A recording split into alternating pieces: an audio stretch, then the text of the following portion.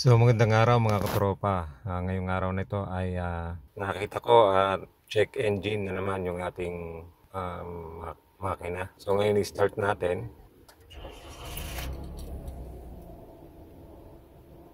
Ayan, naiwan pa rin yung check engine niya.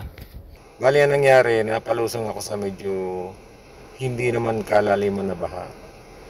Pero sa tingin ko nababasa yung oxygen sensor dito sa ilalim ng ating Toyota Wigo. Bali, ito nangyari na rin sa akin to nung nakaraang bagyo. Napalusong din ako sa gutter deep na baha. Bali, yung baha na yon umabot sa bumper nitong aking Toyota Wigo. Nung nakaraang bagyo na, unang beses na nangyari yung check engine sa akin. So, kinabahan ako, talagang sobrang nervous ko kasi medyo mahal yung oxygen sensor dito sa Toyota Wigo. Talagang nakakakaba kasi nung time na yon malapit na mag PMS tong aking Wigo.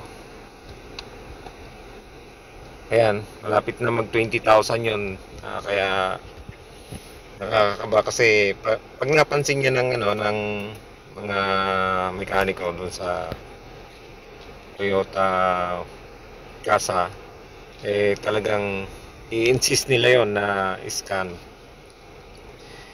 And nagtanong-tanong ako sa mga kagroup natin sa Facebook kung nangyari na sa kanila yung check engine na yan. So sabi nila, huwag ka masyadong kabahan kasi nabasa lang yung oxygen sensor niyan sa ilalim. So nung nag-research ako tungkol dun sa oxygen sensor na yan, nakita ko dalawa yung oxygen sensor natin dito sa version 2 ng Toyota Wigo. Isa doon sa may engine bay, and then isa doon sa ilalim nitong ating Toyota Wigo. So yung nasa ilalim nitong Toyota Wigo sa may daanan ng papuntang Tambucho, naandun yung isa, yun ang malimit na babasa. So nung bagyong Catherine, napalusong ako sa medyo mababaw lang naman na baha yun, hindi naman naabot sa bumper ng ating Toyota Wigo.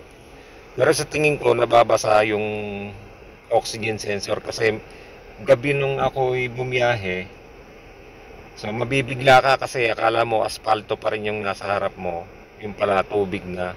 Pero hindi kalaliman yun. So nung napalusong ako doon, tingin ko nabasa talaga eh. Kasi magi-splash yung tubig doon eh, papasok doon sa ating ilalim ng ating sasakyan. So tingin ko yun na nangyari kasi nung gabi na yon hindi pa naman lumitaw tong check engine na to. So nung ngayon, pag start ko ngayong umaga, naiwan na yon yung check engine. So ngayon, hintayin ulit natin na matuyo yung oxygen sensor sa ilalim. So hopefully, mawala ulit yung check engine na nandyan sa dashboard natin. So marami naman ako nakausap na mga Wigo natin sa Facebook na talagang pag napapalusong sila sa medyo mababaw lang naman na baha, hindi naman naaabot sa ating makina yung baha. Kumbaga, umaabot lang sa bumper. Nangyayari talaga sa kanila yan, yung check engine na yan. So after 3 days to 7 days, nawawala naman. Pero yung iba, pag talagang napapalusong sa talagang matinding baha, yun na busted na raw talaga yung kanilang oxygen sensor. So sana naman ay mawala itong check engine natin. Sana naman ay matuyo ulit yung at hindi masira yung oxygen sensor sa ilalim. Kasi medyo mahal talaga yung oxygen sensor at talagang nakakakilabot yung presyo ng oxygen sensor na yun. So yun lang mga katropa at maraming maraming salamat at drive safe sa ating lahat.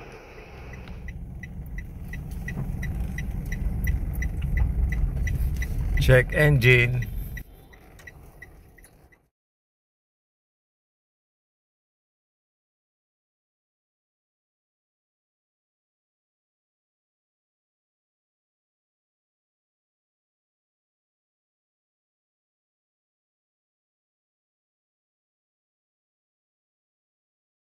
So yeah mga tropa, nawala na yung ating check engine. So in-start natin ngayon.